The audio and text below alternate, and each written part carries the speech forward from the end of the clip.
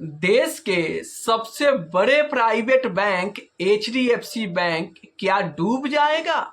क्योंकि एक दिन में इसका शेयर पूरे 9% गिर गया। मार्केट कैप में 1 लाख करोड़ का नुकसान हुआ है। सिर्फ एक इस्तीफे ने पूरे बैंकिंग सिस्टम को हिला कर रख दिया है और पूरे 12 लाख करोड़ लोग टेंशन में है क्योंकि उनका पैसा एचडीएफसी बैंक में है।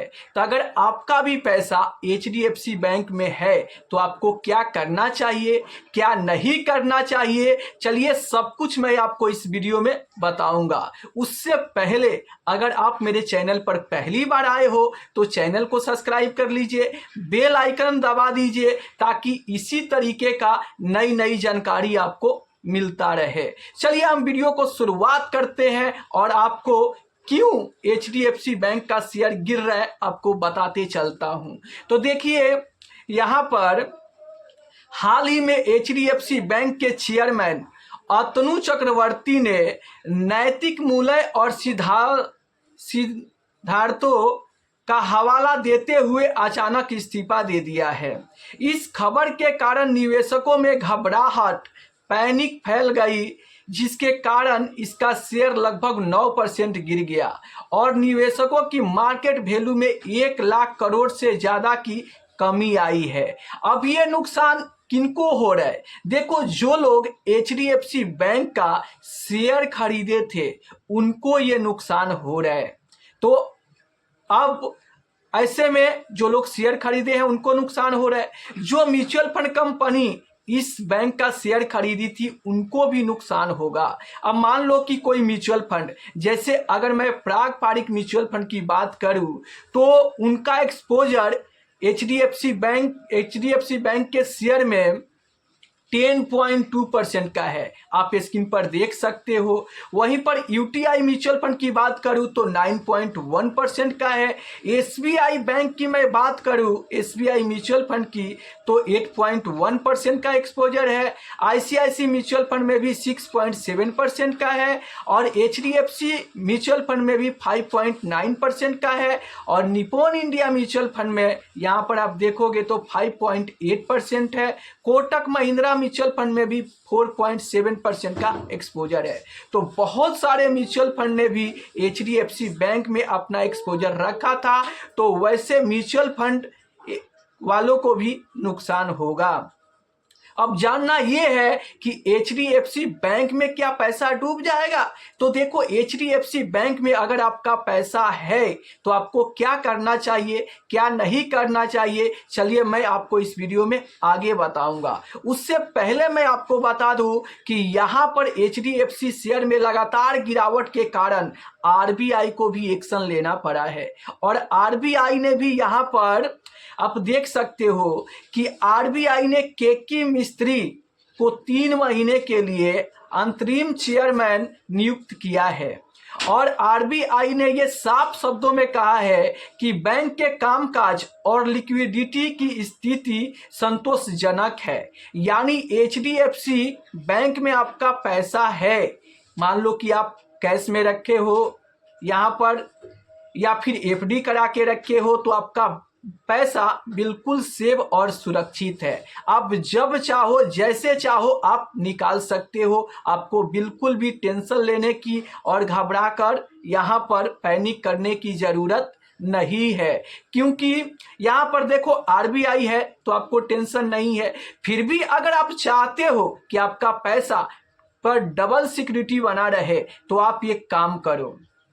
देखो, सबसे पहला तो एचडीएफसी बैंक में आपका पैसा बिल्कुल सेफ और सुरक्षित है। अगर आप चाहते हो कि आपके पैसे पर डबल सिक्योरिटी रहे तो देखो, आप एक बैंक में 5 लाख रुपए से ज्यादा मत रखो। क्यों? क्योंकि बैंक यहां पर 5 लाख रुपए तक का गारंटी लेता है। किसी कारण, खुदा ना खास्ते किसी कारण अगर कोई बैंक डूब जाता है तो आपको 5 लाख रुपए तक का भरपाई करेगा। तो मान लो कि अगर आप 10 लाख रुपए रखे हो और बैंक डूब जाता है तो वैसे में आपको 5 लाख ही मिलेंगे। तो आप क्या करोगे, आप एक बैंक में 5 लाख रुपए से ज़्यादा मत रखो। अगर मान लो कि आपको 10 लाख रुपया रखना है तो आप 2 बैंक में अकाउंट रखो और 5-5 लाख रुपए आप रख सकते हो। अब कुछ लोग कहेंगे कि अगर 20 लाख रुपए रखना हो तो क्या करें, तो आप 2 अकाउंट अपने नाम से रख लो और 2 अकाउंट अपने वाइफ के नाम से रख लो और 4 अकाउंट में 5-5 लाख रुपए करके रखोगे तो आपका 20 लाख रुपया रहेगा और बिल्कुल सेव रहेगा और डबल सिक्योरिटी के साथ बिल्कुल सुरक्षित रहेगा।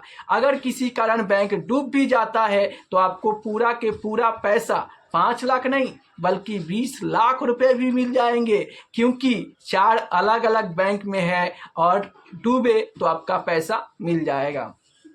तो आशा करता हूं कि क्लियर हो गया होगा। अगर HDFC बैंक में आपका पैसा है तो बिल्कुल सेव है, सुरक्षित है।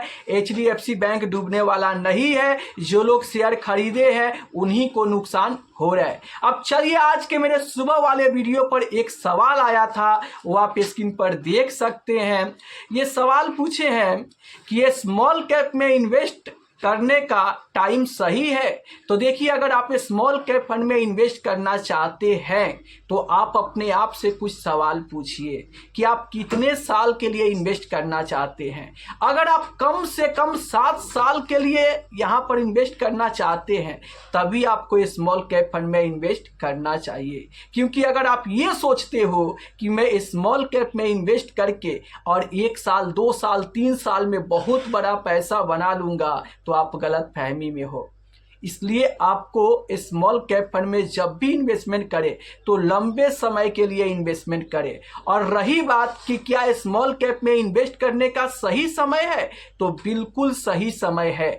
आज के आज, अभी के अभी आप स्मॉल कैप फंड में इन्वेस्टमेंट शुरू कर दो। अब मैं ऐसा क्यों बोल रहा हूँ, क्योंकि ये स्मॉल कैप अपने ऑल टाइम हाई से गिरकर और धरती पर रेंग रहा है। काफ़ी ज़्यादा गिरावट हुआ है, जिसके चलते स्मॉल कैप म्यूचुअल फंड की NAV काफ़ी ज़्यादा डिस्काउंट में मिल रहा है। और इस गिरते हुए बाजार में अगर आप SIP शुरू करते हो, लमसम करते हो, तो आपको लंबे समय में बहुत बड़ा मुनाफा मिल सकता है। और वैसे देखो, प्राइस करेक्शन हो गया है, टाइम करेक्शन भी हो गया है और गवर्नमेंट भी जो है ना वो बाजार के लिए बड़े बड़े बूस्टर डोज डाले हैं, जैसे लगातार रेट कट करना, GST कम करना। तो इसके लिए भी कंपनी को फ़ायदा होगा और जब कंपनी को फ़ायदा होगा, ग्रोथ होगा, तो यहाँ पर इन्वेस्टर को भी फायदा होंगे। तो स्मॉल कैप में इन्वेस्ट करने का ये सही समय है। जितना जल्दी आप इन्वेस्टमेंट शुरू कर दोगे उतना ही ज़्यादा आप फायदे में रहोगे। तो आशा करता हूं कि क्लियर हो गया होगा। अगर आपके भी मन में म्यूचुअल फंड से जुड़ी, इन्वेस्टमेंट से जुड़ी कोई भी सवाल चल रहा है तो आपको बिल्कुल भी शर्माने की ज़रूरत नहीं है। आप कमेंट करके पूछ सकते हैं, मैं पूरा कोशिश करूंगा उसे वीडियो के माध्यम से आपको सही रिप्लाई देने के लिए। तो फिर देर किस बात की, फटाफट अपना सवाल कमेंट बॉक्स में लिखकर भेज दीजिए और इस चैनल को सब्सक्राइब करके रखिए ताकि नए नए वीडियो का नोटिफिकेशन आपको मिलता रहे।